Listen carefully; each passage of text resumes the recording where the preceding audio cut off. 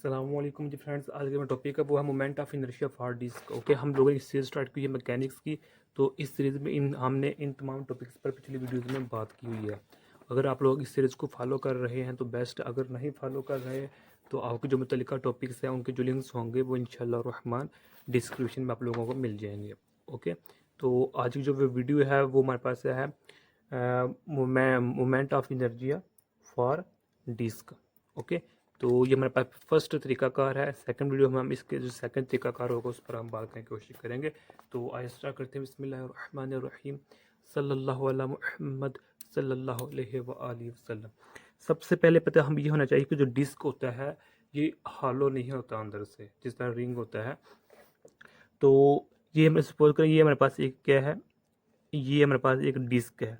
अब ये जो डिस्क है इसका ये सेंटर है। अब ये एक डिस्क इसी एक कई बहुत ज़्यादा जो रिंग्स होते हैं उनसे मिलकर बना होता है। ओके, तो ये रिंग्स है, यानी कि एक ये हमारे पास रिंग होता है, इसका ये सेंटर है। जब एक रिंग बहुत ज़्यादा रिंग आपस में मिलते जुलते हैं तो हमारे पास एक डिस्क बन जाता है।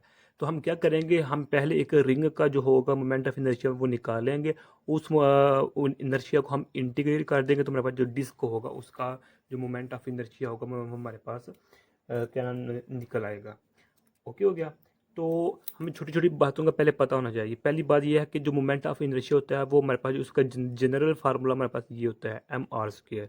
इन मोमेंट ऑफ इनर्शिया ये टोटल मास होता है, ये रेडियस होता है। ओके, ये हमें पहले ही पता होता है, ये कॉमन सी बात है इसका। ओके, तो उसके बाद आइए हम स्टार्ट करते हैं कि देखें, जो हमारे पास एक टर्म यूज़ करते हैं हम इधर, मैस मैस ओवर वॉल्यूम या मैस ओवर लेंथ या मैस ओवर एरिया, उसको बात करें। ये मेरे पास रिंग है। ओके, ये मेरे पास क्या है, एक रिंग है। तो ये अंदर रिंग है हमारे पास। जब एक रिंग आपस में मिलते हैं बहुत ज़्यादा तो रिंग आपस में डिस्क बन जाती है। सपोज करते हैं हमारे पास ये क्या है, हमारे पास ये एक डी एम है, यानी कि इसका जो टोटल मैस है वो हमारे पास एम है। तो उसको हमने एक स्मॉल पैचेस में डिवाइड कर दिया था, स्मॉल पार्ट्स में। तो एक पार्ट का डी एम नाम है। और इसका जो हमारे पास डिस्टेंस है यहाँ से लेकर यहाँ तक वो हमारे पास क्या है, डी एक्स कह लें या फिर आप इसको डी आर कह लें, वो आप लोगों की अपनी मर्जी है। ओके, अब हमें इधर इसका जो हमारे पास डिस्टेंस है ना, यहाँ का ये जो डिस्टेंस वो निकालना है, यानी कि हमें डी एक्स निकालना है या फिर डी आर निकालना है। डी आर क्या है या डी एक्स निकाले, वो आप लोगों की मर्जी, अपनी मर्जी है।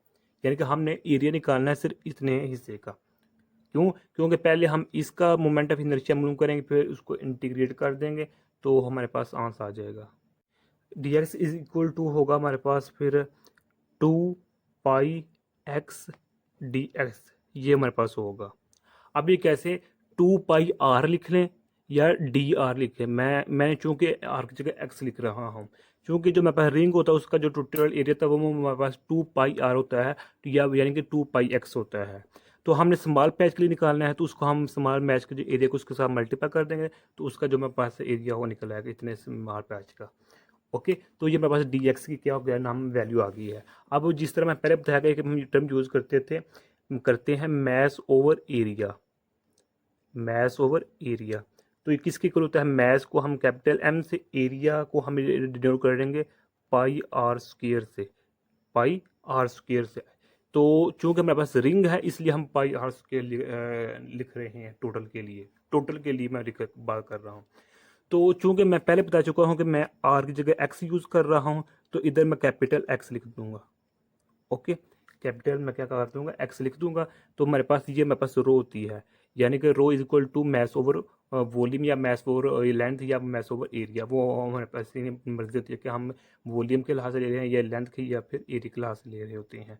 तो मैस ओवर एरिया हमारे पास फार आ टोटल हमारे पास उसके लिए हमारे पास पाई एक्स स्क्र यानी कि आर स्क्र है। और अगर मुझे सिर्फ इस डी एम के लिए वैल्यू फाइंड करनी है, तो इस डी एम की वैल्यू फाइंड करनी है सिर्फ यहाँ से लेकर यहाँ तक जो मेरे डी एम है, तो मैं क्या करूँगा, इस टर्म को मल्टीपल कर दूँगा किसके साथ, इस डी एक्स के साथ। डी एक्स की वैल्यू क्या है मेरे पास, 2 पाई एक्स और डी एक्स। लो जी, ये मेरे पास वैल्यू आ चुकी है किसकी, ये हमारे पास वैल्यू है डी एम की। ओके, तो अब ये बस हमारा पास काम खत्म हो गया।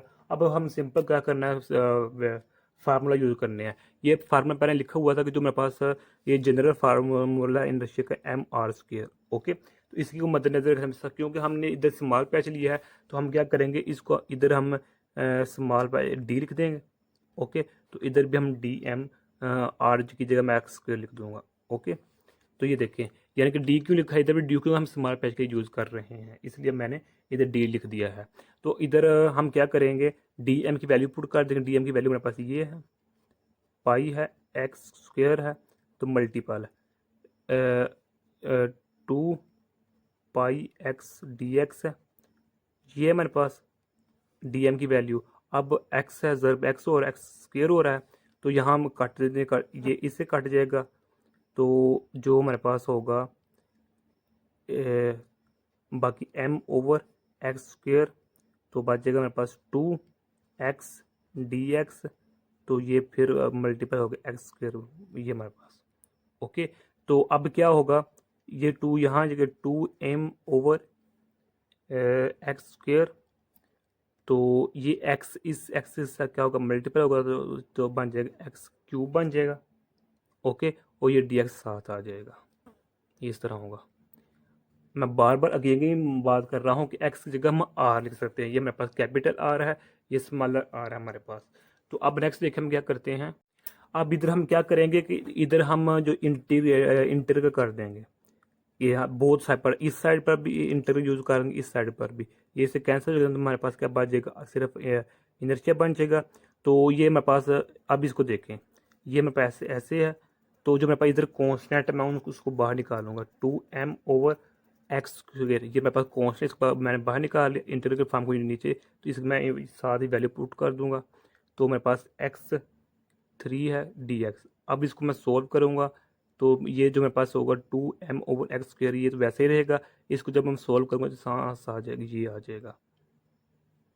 ओके, ये इसका क्या नाम देते हैं, आंस आ गया है। तो अब ये मैंने डायरेक्ट लिखा है, इसका इस टर्म का जो आंस है वो मैंने इधर डायरेक्ट लिख दिया है। अब क्या होगा कि ये 2 इससे कैंसिल हो जाएगा, 2 रह जाएगा, ये x की 2 है, तो ये x की 4 है, तो ये 2 इस x की 2 रह जाएगा इधर। तो इसका मतलब क्या हुआ, हमारे पास बात ये 2, ये m, तो नीचे हमारे पास ये वाला 2, सॉरी ये नहीं, ये m और ये x2 है हमारे पास, ये x2 है ये वाला, क्योंकि ये x2 है, इसकी पावर है, तो ये हमारे पास आंस आ गया है। ये आंस क्या है, इस आंस को मैं इधर ऐसे भी लिख सकता हूँ, mr²/2, क्योंकि मैंने पहले बताया था कि मैं r की जगह x और x की जगह r लिख सकता हूँ। ओके, तो ये ही हमारे पास फार्मूला आंस आ गया है। जो हमारे पास डिस्क होता है वो mr²/2, या इसको मैं इस तरह भी लिख सकता हूँ 2i = mr²। तो यही आज का हमारे सा टॉपिक था।